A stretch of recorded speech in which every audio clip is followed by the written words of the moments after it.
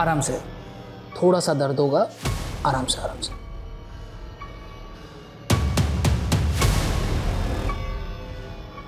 Doctor साहब, ये मेरा भाई नहीं है, मेरे बेटे की तरह है। समझ में नहीं आ रहा इसको कैसे संभालूं। रात बिरात कहीं भी कभी भी उठकर बाहर चला जाता है और भटकता फिरता है। रुस्तम, करीम को फिजिकल ट्रीटमेंट के साथ साथ मेंटल ट्रीटमेंट की भी ज़रूरत है, क्योंकि अब नींद की गोलियां भी इसे सुला नहीं पा रही। आई थिंक कोई बात है जो इसे डिस्टर्ब कर रही है। जीना हराम हो गया उस करीम के चलते, और ये रुस्तम है कि उसकी फिक्र में घुले ही जा रहे। अब तो ऐसा लगता है कि हम मियाँ बीवी का काम बस यही बचा है कि हम उस करीम की चौकीदारी करते रहें।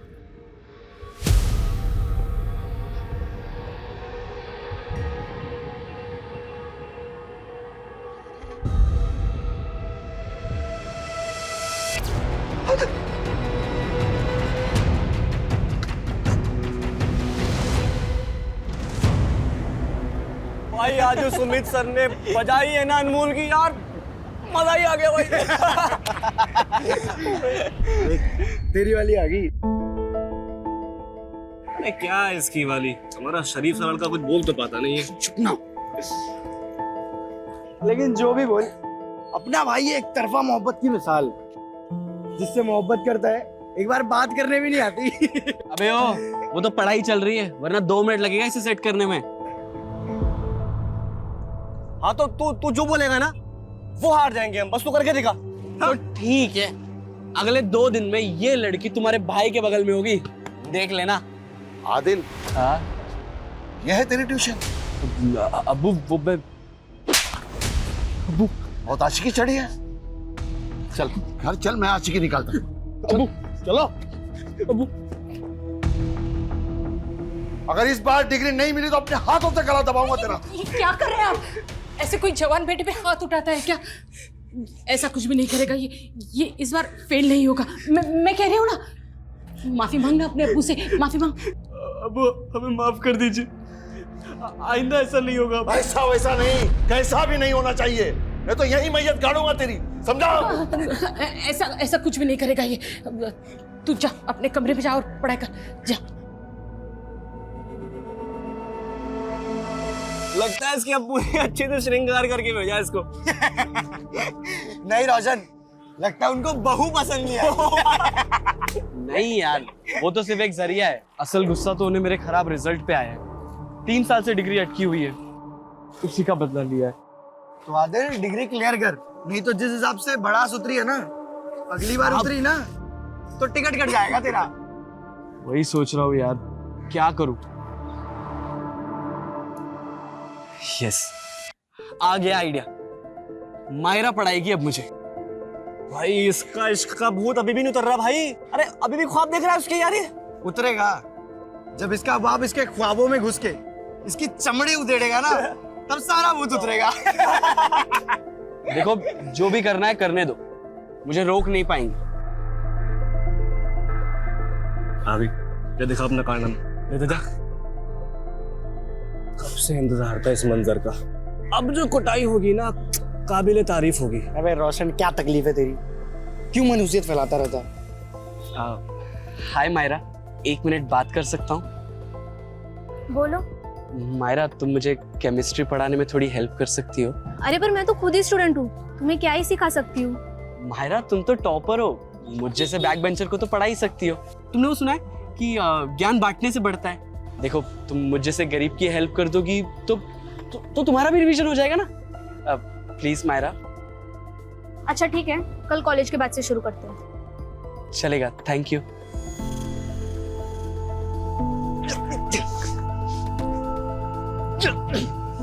भाई तेरी ब्लैक वाली जैकेट तैयार रखना। क्यों? अबे तूने कहा था ना, अगर मैंने इसे सेट कर लिया ना तो तू मुझे तेरी ब्लैक वाली जैकेट दे, तो तैयार रखना। क्या बोलता है? मजा आएगा केमिस्ट्री पढ़ने में।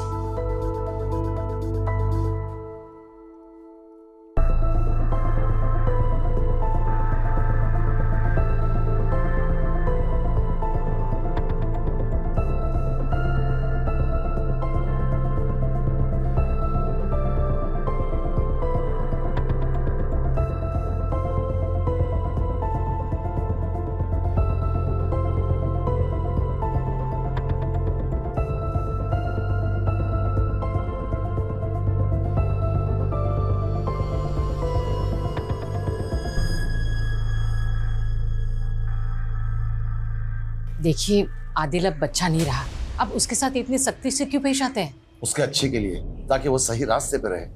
लगाम ढीली छोड़ी तो आवारा फिरने लगेगा, और मैं कभी ये बर्दाश्त नहीं कर सकता कि उसकी वजह से मेरे नाम या मेरी इज्जत पे कोई आंच आए।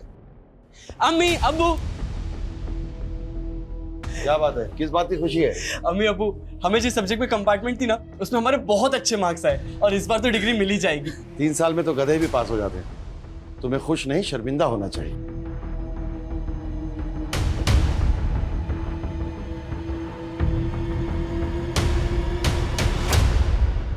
दिन भर अब्बू के ताने सुन सुन के हमें खुद से नफरत होने लगी है। लेकिन आज दुख का नहीं, खुश होने का दिन है। लकी डे है मेरा।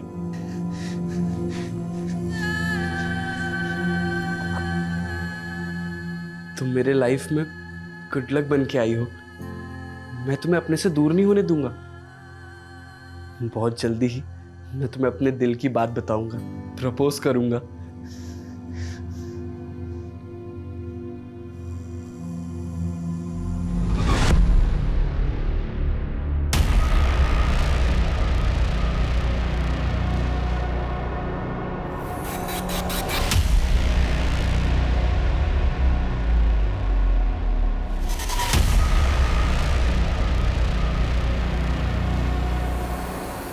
हेलो आदिल, आदिल,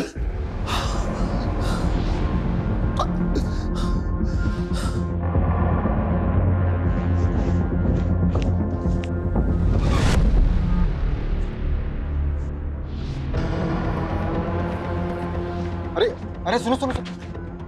अरे ये ग्लूकोज की बोतल, ये हॉस्पिटल के कपड़े, यहाँ कहाँ जा रहे हो? इंस्पेक्टर साहब से मिलना है मुझे। अरे नहीं नहीं, सुनो, बात करनी है। नहीं नहीं, सुनो सुनो, इंस्पेक्टर साहब से मिलना है मुझे।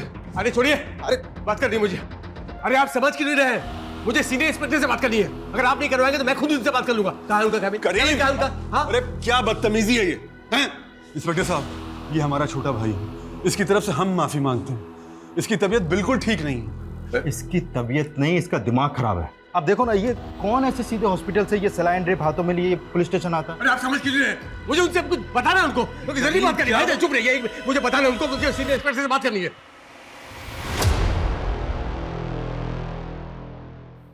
हाँ बोलो।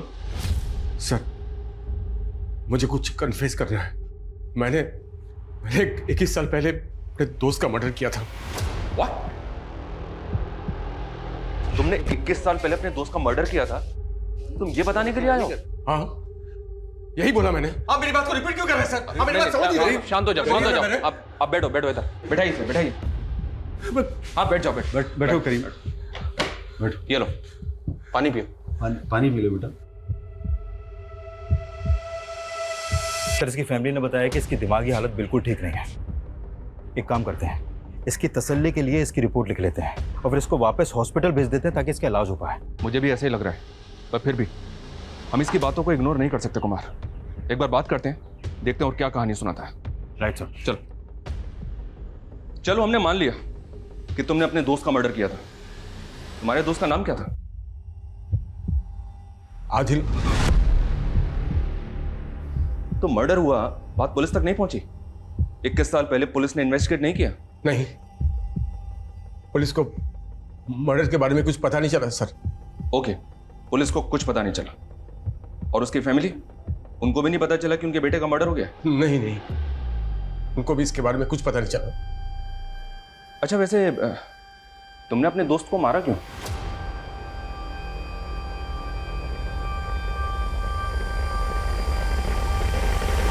सर, ये कुछ भी बोल रहा है। 21 साल पहले एक आदमी गायब हो गया, उसका मर्डर हो गया। इसके बारे में ना तो पुलिस वालों को पता चला और ना ही उसकी फैमिली को। और जब इससे पूछा जा रहा है कि इसने क्यों मारा तो उसके पास कोई जवाब ही नहीं है। सर, ये हमारा समय बर्बाद कर रहा है और कुछ नहीं है। नहीं नहीं सर, मैं सच बोल रहा हूँ सर। मैं नहीं मारा आदिल को। नहीं, मैं बोल रहा हूँ। चुप, बिल्कुल चुप, बिल्कुल चुप। सर, ये अपने होशो आवाज खो चुका है सर। इसको तो ये भी नहीं पता है कि ये कह क्या रहा है। आप तो इसके बड़े भाई हैं ना? जी। आप जानते किसी आदिल को जो इसका दोस्त था?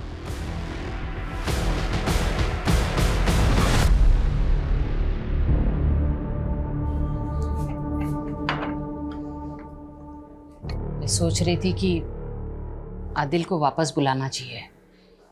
एक ही तो औलाद है हमारी, उसके बिना बिल्कुल अच्छा नहीं लगता। वो जहां भी है खुश है, उसे वहीं रहने दो। तुम क्यों उस पर बूढ़े माँ बाप की जिम्मेदारी थोपना चाहती हो?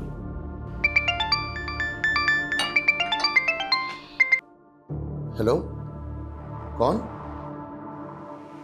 क्या?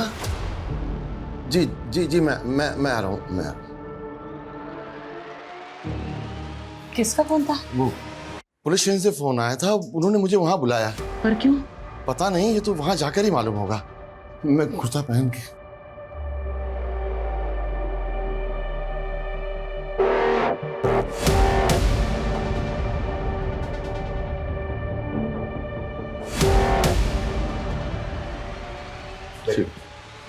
आदा। जी आइए जमल साहब, बैठिए।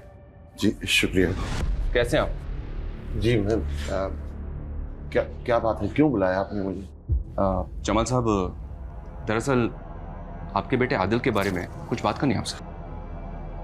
आदिल के बारे में? क्यों, क्या हुआ? वो ठीक तो है ना? हाँ वो ठीक है, आप प्लीज घबराइए मत। रूटीन इंक्वायरी और कुछ नहीं। ओके, आदिल कहाँ है आजकल? बेंगलुरु में। लेकिन आप ये सब क्यों पूछ रहे हैं? उसका नंबर दे सकते हैं आप? हाँ जी हाँ। हाँ प्लीज। जी ये सर, माजरा क्या है? हाँ जमाल साहब, बताया ना आपको, रूटीन इंक्वायरी और कुछ नहीं। नहीं सर, फोन नहीं उठा रहा वो। सर वो ऑफिस में होगा, लेकिन बताइए ना सर, क्या बात है? जमाल साहब आप प्लीज, आप बिल्कुल मत घबराइए, वो एकदम ठीक है। अभी आप जा सकते हैं।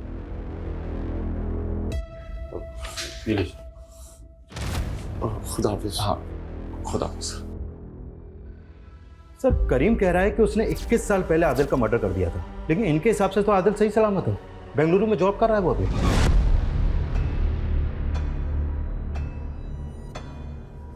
ये तो समझ नहीं आ रहा कुमार कि ये करीम एक ऐसे आदमी का मर्डर जबरदस्ती कबूल रहा है जो शायद कभी हुआ ही नहीं है।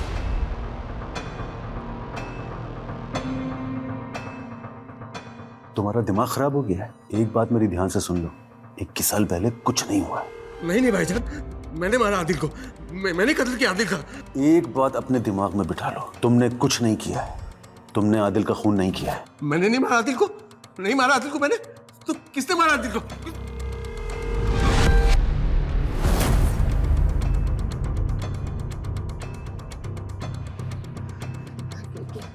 क्या हुआ? क्यों बुलाया था पुलिस वाले ने? कुछ नहीं, ऐसे ही रूटीन पूछताछ के लिए बुलाया था। आदिल के बारे में पूछ रहे थे। आदिल के बारे में? क्या हुआ? वो ठीक है ना? मैं एक काम करती हूँ, उसे फोन करके पूछती हूँ वो ठीक है कि नहीं। कोई जरूरत नहीं है, कहा ना रूटीन पूछताछ के लिए बुलाया था। अब पुलिस उसे फोन करके परेशान कर रही होगी, अब तुम परेशान करोगी। कोई जरूरत नहीं है उसे तंग करने की। माँ के दिल को तसल्ली मिल जाती है अगर उसका बेटा ठीक हो तो। सबसे पता चला है इस्माइल बेंगलुरु गया है, मेरा दिल ही घबरा रहा है। अब तो जानते हैं ना उसकी नीयत कैसी है। आंटी, आपके हाथ के सेवइयों का जवाब नहीं। भुक्कड़, मुझे पता है तुझे और चाहिए। हाँ टेंशन मत ले। होशियारी करेगा तू मेरे साथ? हाँ साइन करेगा कि नहीं बोल? ज्यादा शान पत्ती नहीं करना, समझा? कौन हो तुम? तुम मेरी मर्जी के खिलाफ मुझसे कुछ भी नहीं करवा सकते। मैंने एक बार कह दिया ना, मैं दस्तखत नहीं करूंगा मतलब नहीं करूंगा। मर्जी अपनी मर्जी की बत्ती बना, और आखिरी बार बोल रहा हूं, 1 महीने के अंदर इन सारे पेपर्स पे साइन चाहिए मेरे को, वरना उसके बाद जो भी होगा उसका जिम्मेदार तो खुद होगा। अब वो ये है कौन और आपको धमकी क्यों दे रहा है? रुक जा। अच्छा तो ये है नवाबजादे, नवाब साहब के। ए बेटा ना, अरे बात करना। चल अंदर जाओ तुम लोग, तो अंदर बेटा आजा। अंदर जा, बाहर नहीं आना तुम लोग।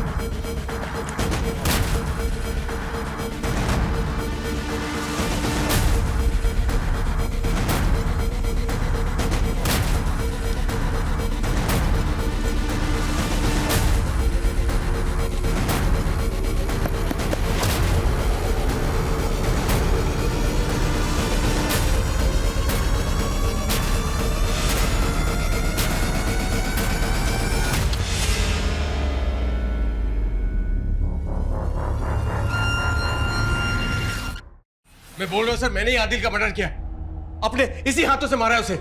आप मेरी बात का विश्वास क्यों नहीं कर रहे? आप मुझे अरेस्ट क्यों नहीं कर रहे सर? करीम, जो मर्डर तुमने 21 साल पहले किया था, आज क्यों कन्फेस कर रहे हो उसे? रीजन क्या है? नींद नहीं आती मुझे सर।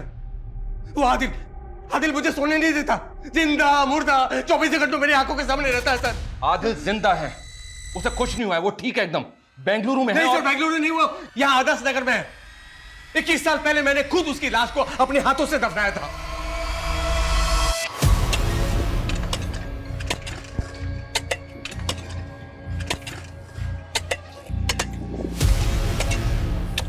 सर ये सब आपको अजीब नहीं लग रहा है? जिसने 21 साल पहले मर्डर करके उसको इतनी सफाई से छुपाया, फिर वही 21 साल बाद आकर खुद को मर्डर साबित करने के लिए इतना कुछ कर रहा है। एक मिनट रुको, कुछ भी नहीं है। क्या? कुछ भी नहीं है यहाँ पे? इधर आओ, इधर आओ। यहाँ तो कुछ भी नहीं है। आप ऐसे कैसे हो सकता है सर? 21 साल पहले मैंने खुद हाथों से दफनाया था सर। अरे दफनाया था तो कहाँ है वो? यहाँ तो कुछ भी नहीं है। तुम्हारे सामने खुदवाया ना, है वो यहाँ पे? नहीं ना सर? इधर आइए, इधर मेरे साथ आइए सर, आइए यहाँ आइए। यहाँ हम दोनों यहाँ मिले थे सर, फिर यहाँ से वो भागा, यहाँ भागा, यहाँ पर भागा सर। मैं इसको यहाँ पकड़ा सर। सर मुझे समझ में नहीं आया मैं क्या करूँ। इधर से पकड़ा, हाथ से पकड़ा, धीरे धीरे खींच के। अरे दफना दिया था तो कहाँ गया वो? यहाँ तो कुछ भी नहीं है। अच्छा चलो ठीक है, हम मान लेते हैं कि तुमने उसको मार के यहाँ पे दफना दिया, तो तुमने उसको मारा क्यों? मोटिव क्या था तुम्हारा? बोलो, क्या मोटिव था तुम्हारा?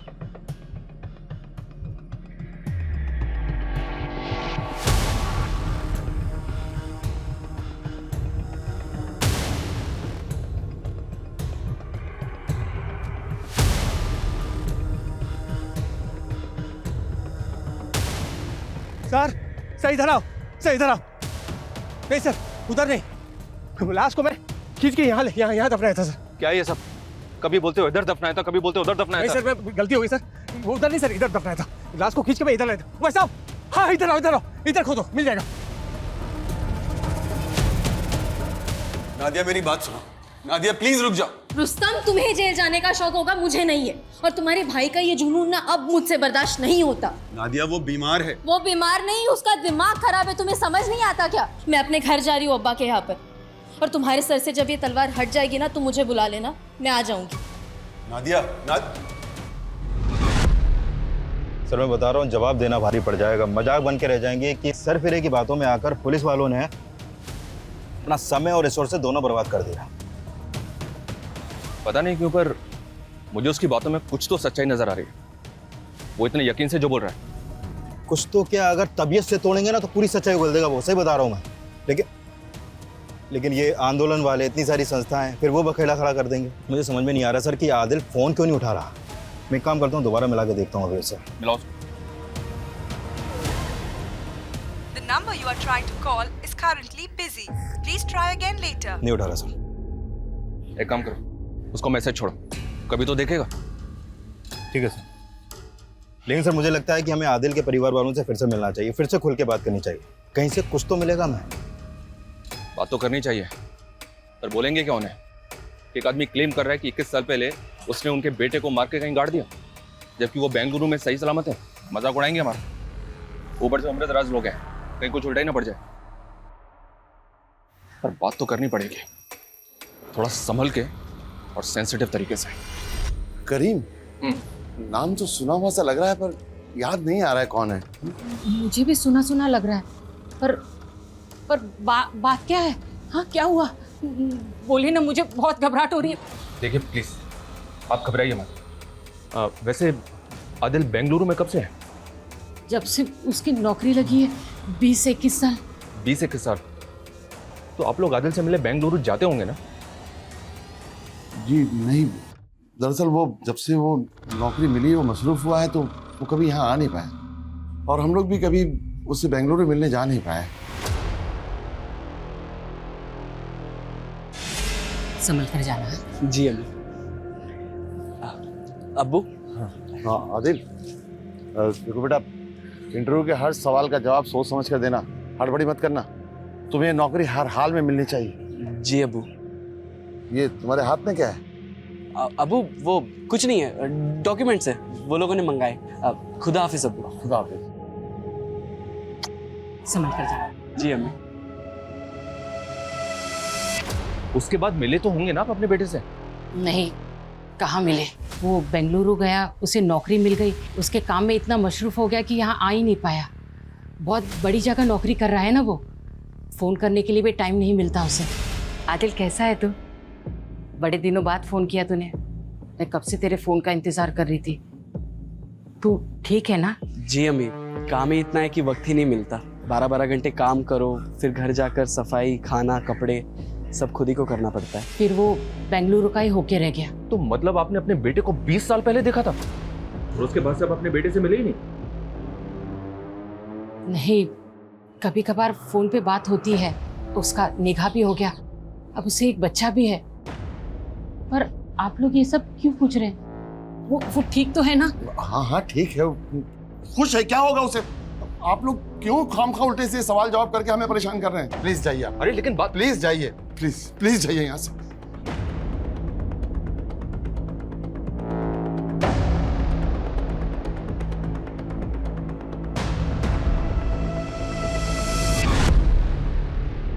सर, आदिल के फादर ने जो नंबर दिया था उस पर कांटेक्ट करने की कोशिश कर रहा था, लेकिन कांटेक्ट हो नहीं पा रहा। फिर मैंने अपनी टीम को उसके डिटेल्स निकालने के लिए बोल दिया। बहुत जल्द उसके डिटेल्स अपने पास होगी सर।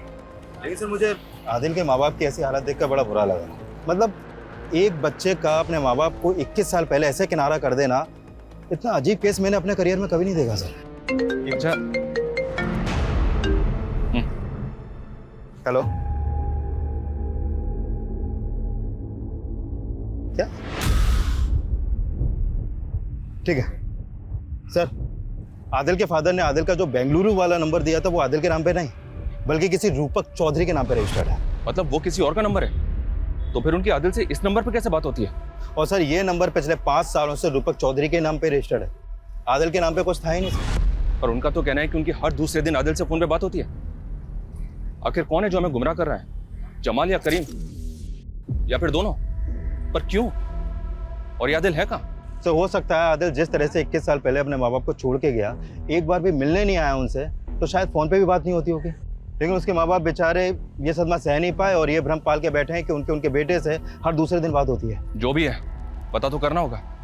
और 21 साल पहले ही सही, आदिल का कोई तो बेस्ट फ्रेंड होगा जो शायद आज भी उसके साथ टच में हो, और वो जानता हो कि आदिल कहाँ है।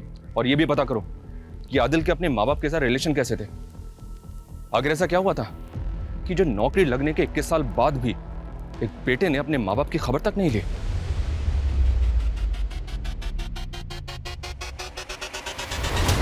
नहीं सर, 21 साल पहले वो बेंगलुरु गया, उसके बाद कभी लौटा ही नहीं। तो तुमने 21 साल में उससे मिलने की कभी कोशिश नहीं की?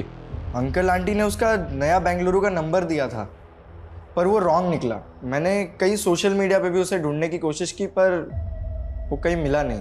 तुम आदिल के दोस्त करीम को जानते हो? नहीं।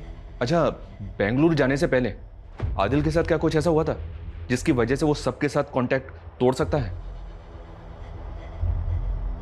हाँ। Myra, I love you. क्या है आदिल?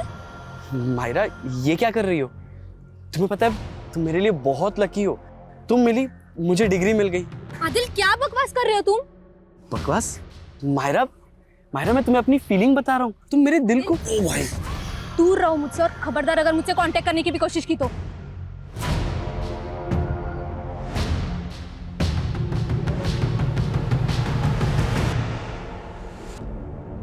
आदिल, तू दिल छोटा मत कर यार, सिर्फ मायरा ही थोड़ी है दुनिया में।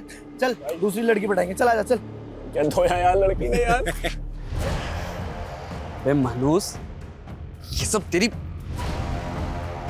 इस मनोज जैकेट की वजह से हुआ है। लड़की के चक्कर में दोस्ती को मत लेकर, बीच में बता रहा हूँ तुझे मैं। दोस्त है तू? अबे सांप है तू, सांप, आस्तीन का सांप। तू निकाले सांप का सारा उधार। साले फकीर, पैसे वैसे है नहीं, लड़की पटाएगा। पैसे चाहिए? हाँ दे, पैसे चाहिए हैं तेरे पास पैसे? रोशन ने उसके बाद हम दोनों से कोई वास्ता नहीं रखा। फिर आदिल का कॉल आया कि उसका किसी कंपनी में इंटरव्यू है। Are you sure?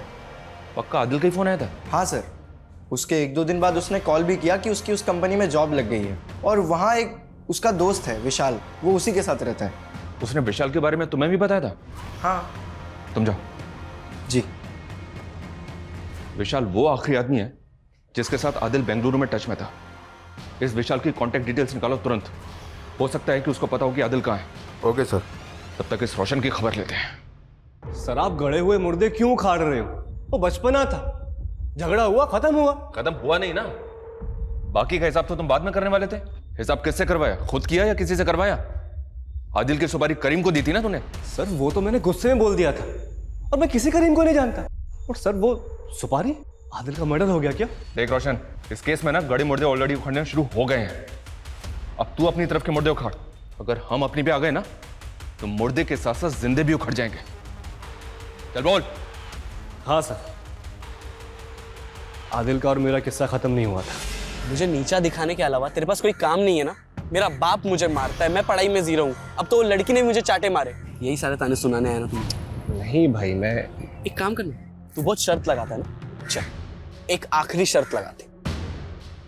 कैसी शर्त? वही जिस लड़की ने मुझे चाटे मारे ना, जिसके तूने बहुत मजे लिए, उस लड़की के मजे मैं लूं पर सारी दुनिया देखे, उससे पहले तू देखेगा। मतलब? चल दिखा दो, आजा।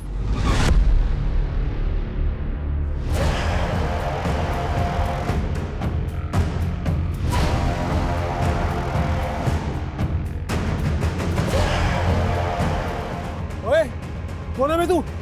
यहाँ क्या कर रहा है? मैं तुझे जिंदा नहीं छोड़ूंगा। सर मैं बहुत डर गया था, मुझे लगा आदिल खुद तो मरेगा, मुझे भी मरवाएगा। उसके बाद मैं उससे कभी नहीं मिला। फिर मुझे पता चला कि वो बेंगलुरु शिफ्ट हो गया और मैं भी अपनी लाइफ में बिजी हो गया। सर मैं सब कुछ भूल गया था।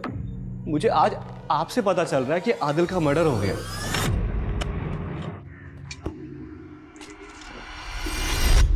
सर हो सकता है माहिरा के फादर ने आदिल के साथ कुछ किया हो जिसकी वजह से वो आज तक गायब है। पॉसिबल है कुमार, पता लगाओ। अगर माहिरा और उसके बाप का आदिल के गायब होने में कोई हाथ है तो। Okay sir. लेकिन एक बात समझ में नहीं आ रही, आदिल की फैमिली और फ्रेंड्स के मुताबिक कोई करीम था भी यकीन से नहीं कह सकते, तो फिर क्यों ये करीम एक मर्डर का इल्जाम जबरदस्ती अपने सर पे ले रहा है? आदिल के बारे में कुछ और जानकारी मिली? सर डायरेक्ट तो नहीं है लेकिन इनडायरेक्ट कह सकते हैं। एक्चुअली आदिल के फादर के पास काफ़ी ज़मीन थी जो उन्होंने अपने छोटे भाई के नाम ट्रांसफ़र कर दी। अब उनके पास सिर्फ वो एक घर ही बचा है जहाँ पर वो अभी रहते हैं। क्यों? ऐसा क्यों किया? अपने लिए ना सही अपने इकलौते बेटे के लिए भी कुछ नहीं रखा? और ये भाई कौन है जो जमाल को अपनी औलाद से भी ज़्यादा प्यारा है? सर वो यहीं कानपुर में आदर्श नगर में रहता है, वहाँ का पार्षद है वो। हिस्ट्री शीटर भी है सर वो। History sheeter? इस एंगल से हमें कोई लीड मिल सकती है कुमार?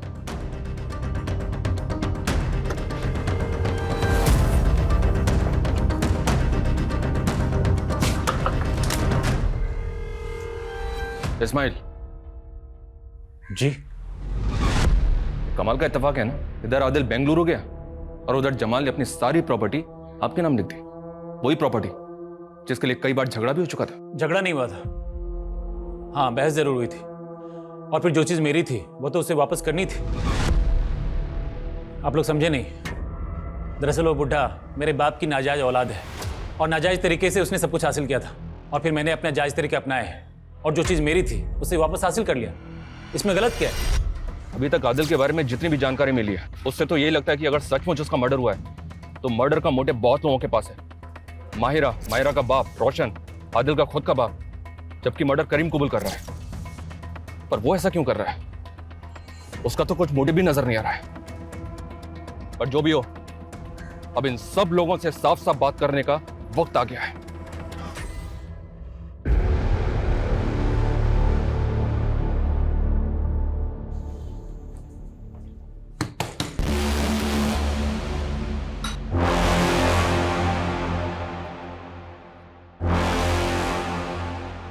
आप फिर आगे हमें परेशान करने, आखिर माजरा क्या है? हालत देखिए हमारी, परेशान लोगों को परेशान करने में मजा आता है। आपने आखिरी बार अपने बेटे को कब देखा था? वो जब वो इंटरव्यू के लिए जब वो गया था। उसकी कंपनी का नाम क्या है?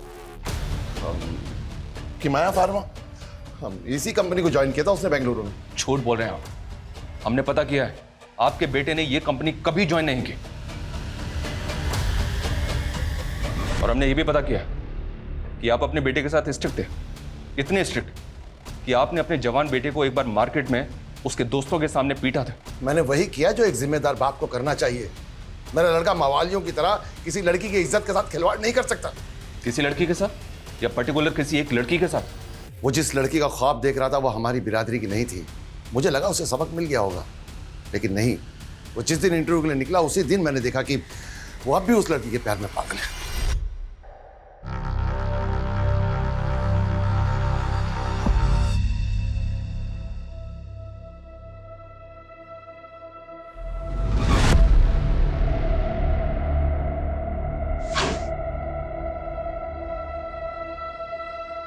क्या आपको कुछ चाहिए क्या? क्या हुआ? ये क्या है? लो देखो, लव लेटर लिखा है तुम्हारे शहजादे ने, और वो भी उसी लड़की को जिसके लिए मैंने मना किया था कि हमारी बिरादरी की नहीं है। आने दो आज उसे, ऐसा सबक सिखाऊंगा कि आशिकी जिंदगी भर सर पे से उतर जाएगी। वो उस दिन ऐसा गया कि वापस ही नहीं लौटा। तो और क्या करता वो? कभी आपने उसे अपनी मर्जी से सांस तक लेने नहीं दी, इसलिए जैसे ही आजाद हुआ ना, उसने हमसे रिश्ते नाते सब तोड़ दिए और बेंगलुरु में अपनी नई दुनिया बना ली। अच्छा ही हुआ, कम से कम कोई तो खुश है।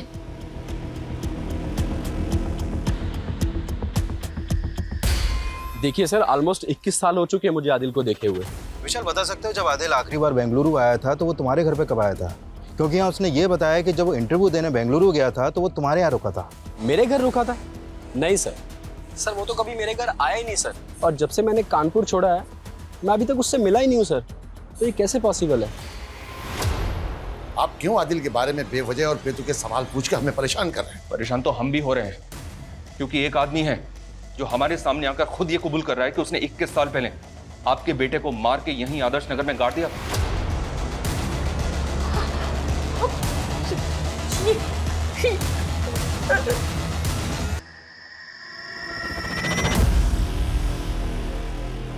नहीं नहीं, ये झूठ है, ऐसा नहीं हो सकता। रहीम साहब ने मुझसे कहा है कि आदिल बेंगलुरु में खुश है, अपनी बीवी बच्चों के साथ अच्छी जिंदगी जी रहा है। ये सही नहीं है, और वो जो भी है ना, आपको बेवकूफ बना रहा है। नहीं, उनके खिलाफ एक लफ्ज नहीं। बुरे वक्त में वही हमारा सहारा बने थे, उन्होंने हमें राह दिखाई। नहीं तो 21 साल तक हम दोनों का आदिल के बगैर गुजारना नामुमकिन था। ऐसी कौन सी राह दिखाई उन्होंने आपको, और उनका क्या कहना है इस बारे में? उन्होंने मुझे यकीन दिलाया कि आदिल सही सलामत है। माशाअल्लाह, आदिल कितना खुश है। कैसी खानदानी खूबसूरत बीवी मिली है उसे, और आदिल का बेटा हूबहू आदिल के ही जैसा है। पर आज भी वो आपसे नाराज है। अगर फिर उसकी जिंदगी में आप आए तो उसकी खुशियों में खलल पैदा होगा। वो जहां है उसे वहीं रहने दो।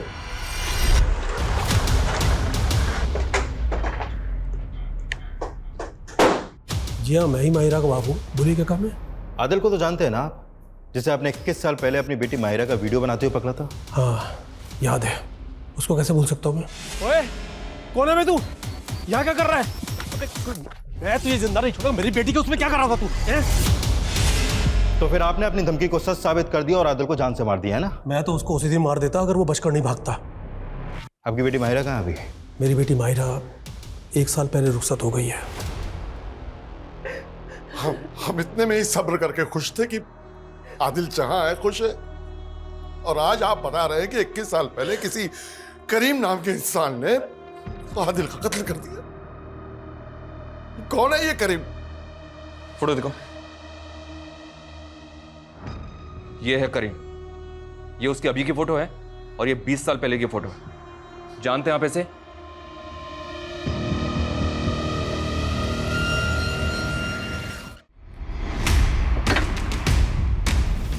आई, हटो पीछे।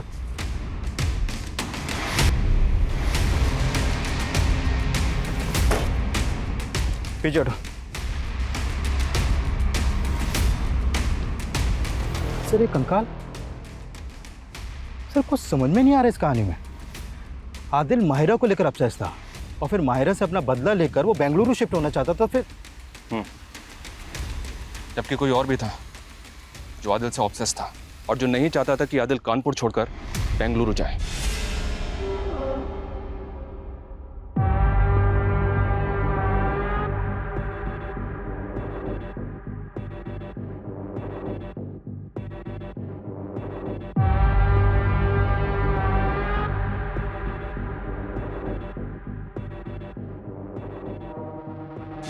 इक्कीस साल पहले उस दिन करीम ने आदिल को यहीं बुलाया था।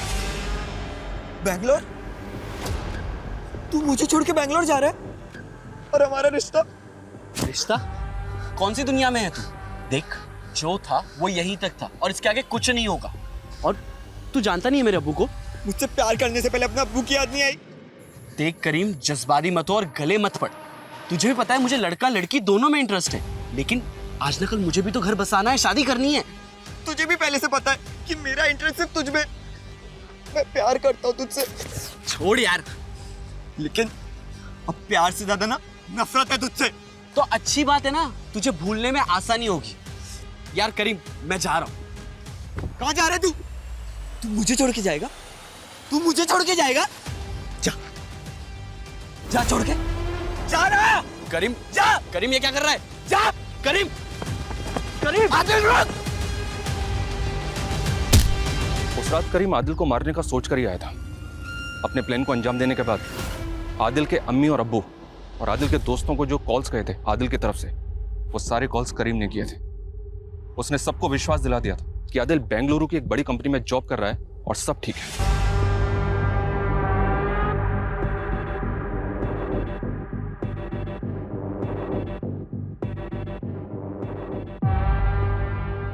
लेकिन आदिल मरने के बाद भी उसको हॉन्ट करता रहा। आइडेंटिटी क्राइसिस, डिप्रेशन, गिल्ट और डर, इन सब ने मिलकर करीम को दिमागी रूप से इतना बीमार कर दिया कि उसको हर जगह आदिल ही दिखाई देने लगा। करीम का जुर्म उसे सताने लगा, और वो भी इतना कि जो जुर्म उसने 21 साल पहले किया था, 21 साल बाद उसी जुर्म को उसने खुद सामने से आकर कबूल किया।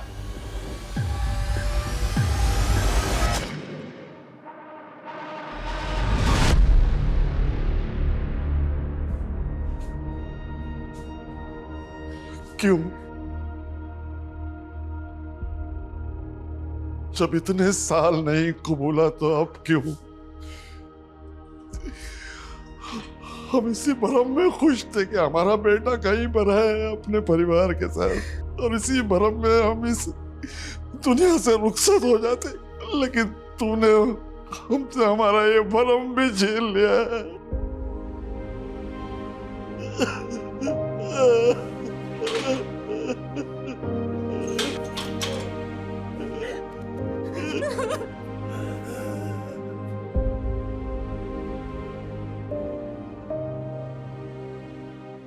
करीम के छलावे और काजी के बहकावे के बावजूद आदिल के माता पिता को यह एहसास था कि उनका बेटा अब इस दुनिया में नहीं है, पर फिर भी उन्होंने इस झूठ और इस पर भ्रम पैदा करने वाली कहानी पर विश्वास किया, क्योंकि भ्रम ही सही पर यह उनको जिंदा रहने में मदद दे रहा था। वो ये जानना ही नहीं चाहते थे कि उनका बेटा 21 साल से है कहां, यह क्या हुआ है उसके साथ, वो है भी या नहीं। क्योंकि जिस दिन उसका ना होना सुनिश्चित हो जाता, ये झूठ ही सही, भ्रम ही सही, उनकी ये उम्मीद हमेशा हमेशा के लिए टूट जाती कि उनका बेटा कभी घर वापस नहीं आएगा। जय हिंद।